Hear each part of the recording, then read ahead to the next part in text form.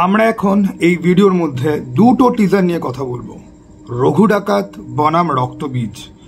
আগে রক্তবীজ নিয়ে কথা বলবো, তারপর রঘু ডাকাত নিয়ে কথা বলবো। কারণ প্রথমে আমরা ভালো জিনিস নিয়ে কথা বলবো, তারপর আমরা খুব খুব খুব খুব খুব ভালো জিনিস নিয়ে কথা বলবো। ওকে, টাইম স্ট্যাম্প দেওয়া রয়েছে, যারা শুধুমাত্র রঘু ডাকাতে ইন্টারেস্টেড টাইম স্ট্যাম্পে গিয়ে ক্লিক করে নাও। প্রথমে আসি রক্তবীজ।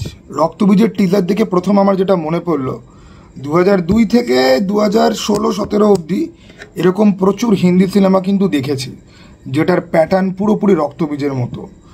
ওয়াইড অ্যাঙ্গেল শট থেকে শুরু করে বিভিন্ন রকম কমার্শিয়াল এলিমেন্ট থেকে শুরু করে বিকিনি শট থেকে আরম্ভ করে ধোয়ার মধ্যে দিয়ে পুলিশ আসছে, আবিরের ধোয়ার মধ্যে থেকে আসার শটটা অনেকটা রাবণের জিদ্দার যে শট তার মতো দেখতে লাগে, অথবা হলিডেতে অক্ষয় কুমারের শটের মতো দেখতে কিন্তু লাগে। কপি টপি আমি কিছু বলছি না, শুধুমাত্র দেখতে কীরকম লাগছে বা এটা দেখে কিসের কথা মনে পড়ছে সেটা আমি বলছি। দেন আমরা অঙ্কুশকে আমরা দেখতে পাই, অঙ্কুশকে আমরা মুখ দেখতে পাই না, তার ফেস রিভিল করা হয়নি, কিন্তু তাকে টিজারের মধ্যে দেখতে পাওয়া কিন্তু গেছে। এই সিনেমাতে সোম চক্রবর্তীও নাকি আরেকটা ভিলেনের চরিত্রে নাকি অভিনয় করছে, যেটা আমার কাছে একটুখানি কেমন কেমন যেন। তার পেছনে একটা পলিটিক্যাল প্রেক্ষাপট রয়েছে। কারণ এই সিনেমাটা টিজার যদি আপনারা দেখেন রক্তবীজের, মনে হবে যে এটা কোনো প্রো বিজেপি ফিল্ম, যেখানে বাংলাদেশি অনুপ্রবেশকারী এবং বাংলাদেশের এই যে আমাদের রাজ্যের মধ্যে এসে ঢোকা এই সমস্ত ব্যাপার নিয়ে কিন্তু ডিল কিন্তু করে। আর আমাদের রাজ্যের অ্যাকচুয়াল যে পলিটিক্যাল যে পরিস্থিতি তার মধ্যে কিছু কিছু সেকশনের সাথে এটার কিন্তু একটুখানি ম্যাচ কিন্তু রয়েছে। ফলে সোহম এই সিনেমাতে ভিলেন হিসেবে থাকবে, জিনিসটা খুব ইন্টারেস্টিং। কিন্তু সোহমকে টিজারের মধ্যে দেখানোই কিন্তু হয়নি। আমরা শুধুমাত্র অঙ্কুশকে আমরা দেখতে পারি অথবা বুঝতে পারি, অথবা সোহমকে হয়তো দেখানো হয়েছে আমরা বুঝতে পারিনি, কারণ প্রত্যেকের জাস্ট বডি শট নেওয়া হয়েছে। অঙ্কুশের মাথার পেছনের সাইডটা দেখে বোঝা যায় যে ওটা অঙ্কুশ। এরকম কোনো শট সোহমের অ্যাটলিস্ট আমি তো দেখতে পাইনি। কেউ যদি দেখতে পেয়ে থাকেন তাহলে অবশ্যই বলতে পারেন। মিমি চক্রবর্তীর বিকিনি শট নিয়ে ফেসবুকে প্রচুর মিম বেরোচ্ছে, প্রচুর আলোচনা হচ্ছে। অনেকে তো পাঠান টাইগারের দীপিকা পাড়ুকোনের সঙ্গেও তুলনা করছে। বাট মিমি চক্রবর্তী আমার কাছে এক এবং অদ্বিতীয় একটাই, বোঝে না সে বোঝেন আর মিমি চক্রবর্তী। এসব মিমি চক্রবর্তীর প্রতি আমার কোনো রকম ইন্টারেস্ট নেই। যাই হোক, তো বোঝে না সে বোঝেন আর মিমি জিন্দাবাদ এগেন। এবার এই টিজারটার এডিট প্যাটার্ন খুব ভালো, দেখে খুব ইন্টারেস্টিং মনে হয়। তবে একটা জিনিস নোটিশ করার মতো, যে বাংলা সিনেমার অডিয়েন্সদেরকে নন কমার্শিয়াল ফ্যামিলি ড্রামা আর গোয়েন্দা সিনেমার নামে যে গার্বেজ গেলানো হয়েছে, তাতে যে কোনো অ্যাভারেজ মানের কাজকেও তাদের ভালো বলে মনে হবে। এবং তারা কোনো সিনেমার টিজারে যদি কমার্শিয়াল সিনেমার একটু ভাইব যদি পায়, তাহলে তারা এক্সাইটেড হয়ে পড়বে। This is a new business tactic, যেটা এই সিনেমার সঙ্গে কিন্তু হচ্ছে। এবার এটা হতেই পারে যে সত্যি সত্যি সিনেমাটাকে টিজার লেভেলে যতটা মানে একদম হাইপার কমার্শিয়ালাইজ করা হয়েছে, সেটা ততটাই হয়তো ফিল্মও ততটাই হয়তো হবে। নাও রক্তবীজ 1 এমন একটা সিনেমা যেটা কিন্তু ভালো করে কিন্তু এজ করেনি। ওকে, রক্তবীজ 1 প্রথমবার যখন দেখেছিলাম আমার ভালো লেগেছিল। পরে যখন রক্তবীজ 1 হইচইতে যখন দেখি, অতটা ইমপ্রেসিভ বলে মনে কিন্তু হয়নি। ঠিক আছে, তখন আমার মনে হয়েছিল যে এটা হচ্ছে গিয়ে ক্লাসিক কেস, প্রথমবার দেখছি হলে বসে দেখছি সেজন্য ভাল লাগছে। পরে রিপিট ওয়াচের সময় বুঝতে পারা যাচ্ছে যে অতটাও ভালো কিছু নয়। কিন্তু রক্তবীজ 2-তে কিন্তু মনে হচ্ছে যে এটা পুরোপুরি হয়তো, ওটা ছিল সেমি কমার্শিয়াল ফিল্ম, এটা পুরোপুরি হয়তো কমার্শিয়াল ফিল্ম হতে হয়তো যাচ্ছে।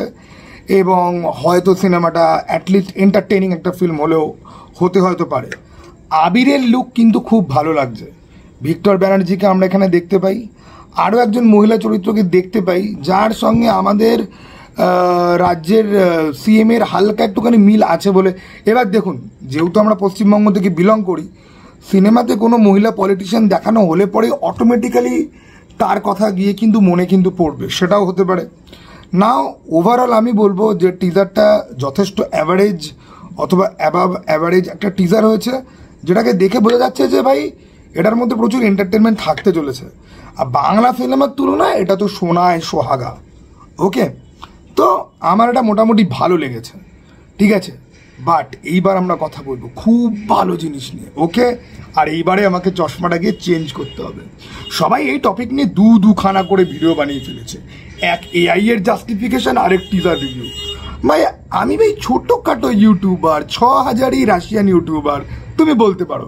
এখন অনেকে বলবে 6000ই রাশিয়ান যোগ দিচ্ছ, এই হিউম্যান ভাষার, এই টক্সিক ম্যাসকুলিনিটির প্রতীক। হ্যালো দেবদা, দেবদা ভাই, আই লাভ দেবদা। দেবদা আমি আগেই বলে দিচ্ছি ভাই, চেষ্টা করলেও কোনোদিন মহারাজের মতো হতে পারবো না, কিন্তু আমি মহারাজ হতে চাই, ঠিক আছে? এখানে চলবে চেষ্টা, ওকে? বীরভূমের বাবার নাম কেষ্টা, এখানে চলবে চেষ্টা, ঠিক আছে? This is a fact. Now আমরা দেবদার মধ্যে ঢুকি। দেবদা বাংলা সিনেমাতে প্রথমবার এআই কার হাত ধরে এলো? আমাদের দেবদা। বাঘা যতীনে RRR-এর বড় বাঘ, RRR-এর টিম এসে বাঘের ভিএফএক্স করেছে, কার হাত ধরে এসেছিল গাইজ? আমাদের দেবদা। বাংলা সিনেমাতে কমার্শিয়াল ফিল্মের অতীব পরিমাণ সাকসেস, কার হাত ধরে এসেছিল? আমাদের দেবদা। খাদান বাংলা সিনেমাতে সব থেকে ক্রিঞ্জ গোয়েন্দা, কার হাত ধরে এসেছিল? আমাদের দেবদা। ব্যোমকেশ, না ব্যোমকেশ অনেকেই প্লে করেছে, বাট দেবদার মতো ব্যোমকেশ কেউ কি আজ অব্দি প্লে করেছে? করেনি। সোজা কথায় দেবদা আমাদের ভগবান, ওকে? নাও আমরা কোন কথা বলবো একটি এআই মাস্টারপিস নিয়ে, যেটার নাম হচ্ছে রঘু ডাকাত। সবটা কিন্তু এআই নয়, ঠিক আছে? মুখ সামলে কথা বলবে মিস্টার বাপ্পানা দাস, ভরে দেবো বাস। দেখো দেবদা কপালে আবির মাখছে, সুন্দর একটা শট, অপূর্ব একটা শট। দেবদা আগুনের সামনে নৃত্য করছে পা দাপিয়ে, ডান পা, দুর্দান্ত একটা শট, অসাধারণ। মানে এটা দেখে মনে হবে যে RRR, পুষ্পা, বিক্রম, কান্তারা ফেল, দূরে ছড়া হুর হুস হুর হুট। এরপরে আমরা দেখতে পাচ্ছি দেবদা অ্যাকশন করছে। দেবদার যে খাড়াটা, খাড়ার মাথাতে না একটা সাপের মাথার মতো কিছু আছে, ওই খাড়া দিয়ে দেবদা একজনকে উড়িয়ে দিল, তারপর খাড়ার যে ডগাটা সেটা একটা শট দেখতে পেলাম। Pure cinema.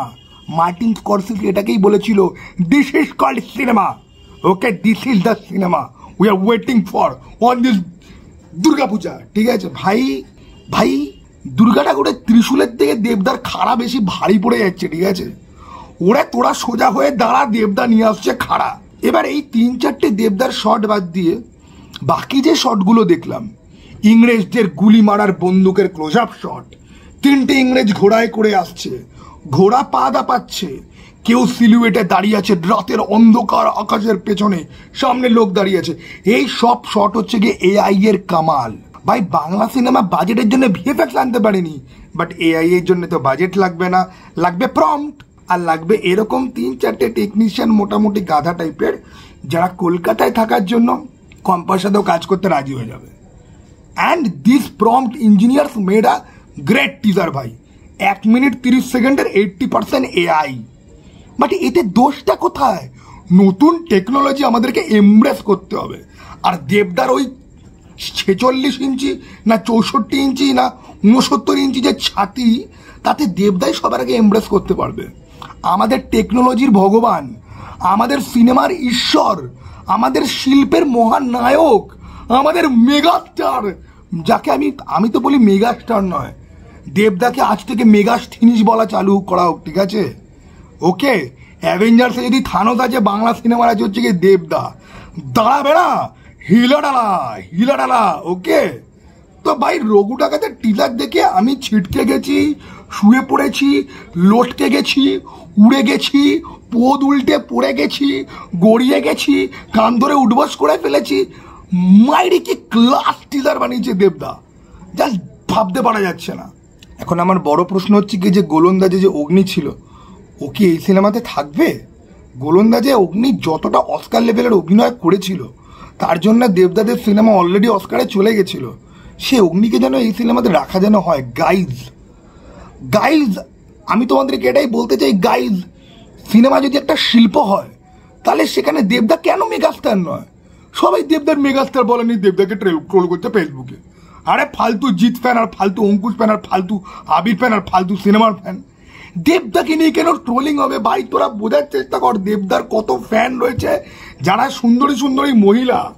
ভাই দেবদার প্রশংসা করলে পরে তোর সিঙ্গেল লাইফের সিঙ্গলত্ব গুছে তুই মিঙ্গলত্বের দিকে এক হাত তুই বাড়াতে পারবি, তা না ভাই দেবদাকে নিয়ে ট্রোল করছে। আমি চূড়ান্ত প্রতিবাদ করছি। আর দেবদার যারা লয়ার আছে না, ওদের এবার কাজ ছেড়ে দেওয়া উচিত। জবে থেকে দেবদার এই সিনেমা এসছে, ইভেন কি দেবজ্যোতির মতো কট্টর দেব ফ্যান পর্যন্ত দেবদাকে ডিপেন্ড করতে চলে এসছে।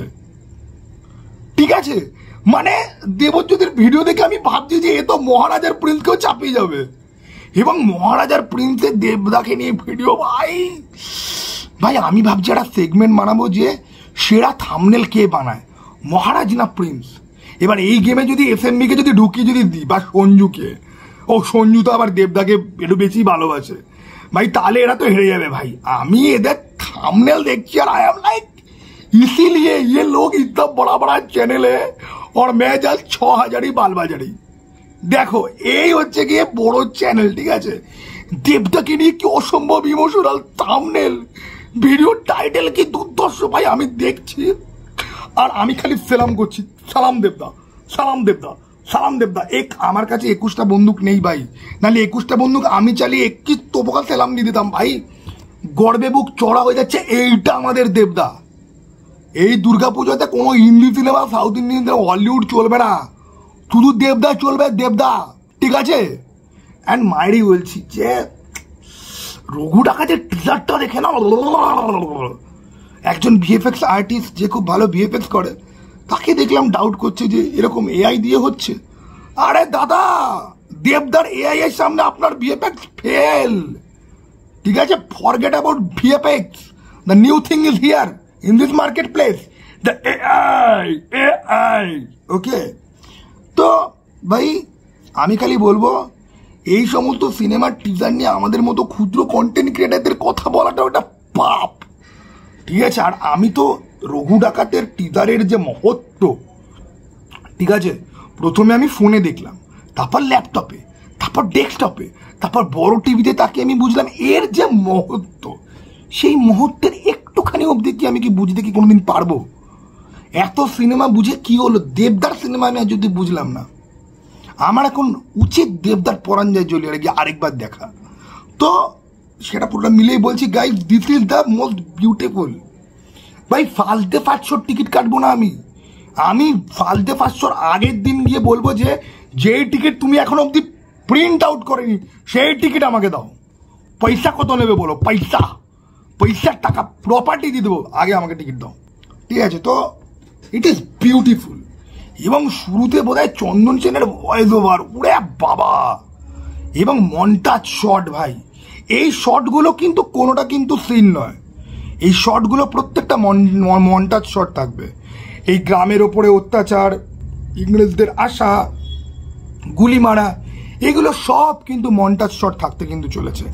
দেন স্লো মোশন কিং দেবদার স্লো মোশন দেখে জ্যাক স্নাইডার, আমি লাস্ট যেটা খবর পেয়েছি, জ্যাক স্নাইডার রঘু ডাকাতের টিজারের স্লো মোশন দেখে জ্যাক স্নাইডার আর প্রশান্ত নীল দুজনে গলা জোড়াজোড়ি করে কেঁদেছে, ঠিক আছে। আর জেরার্ড বাটলার আর ইয়াশ এদেরকে সামলাতে গিয়ে এরা পর্যন্ত কেঁদে ফেলেছে, বিকজ দেবদা ইজ হিয়ার। এবং দেবদার যে খাড়া টানা ভাই, ওরে বড়া সে কি খাড়া, ওই খাড়ার আমি একটা ভাই, আমি জানি না এই যারা এই তোমার এই কমিক কনে যায় এদেরকে আমি বলবো ডেমন স্লেয়ারের শোল্ড ছেড়ে দাও, আমাকে এই খাড়ার রেপ্লিকা বানিয়ে দাও। কারণ আমার হাগা যতই হোক শক্ত, আমার বুকে যতই হোক রক্ত, আমি দেবদার ভক্ত, ঠিক আছে। শক্তের ভক্ত হতে হবে না, কিন্তু দেবদার একটা নরম মনের মানুষ, দেবদার ভক্ত হও, তাহলে জীবনে কিছু অ্যাচিভ হবে, ঠিক আছে। বাট মাইরি বলছি, দেবদার লয়ার হিসাবে পুরো রিভিউ কমিউনিটি যেভাবে একসাথে চলে এসছে, তাতে আমি বুঝতে পারলাম ভাই যে এত মানুষের হৃদয় যে জিতেছে সে মানুষ নয়, সে মহানায়ক, সে মেগাস্টার সত্যিকারের, আমাদের দিলকা বেতাজ বাচ্চা। কে এসব সাকিব খান মেগাস্টার, হুস হুর হুস, না এটা সত্যি সত্যি আমি হুড়ুর হুস বলছি, সার্কাজম করছি না, ঠিক আছে। জিতা পারবে ফেল। আগের বছর টেক্কার মতো জঘন্য সিনেমা এই বছর দেবদা এসছে পুরো একদম টেক্কা খাদানে একসঙ্গে বলি দিতে। রঘু ডাকাত, রঘু ডাকাতের টিজার দেখে আমার জীবনের ব্যথা বেদনা লঘু হয়ে গেছে guys. This is so beautiful, ঠিক আছে। চলো দাদা ভাই, আবার জন্য দেখা ভাই, ওকে।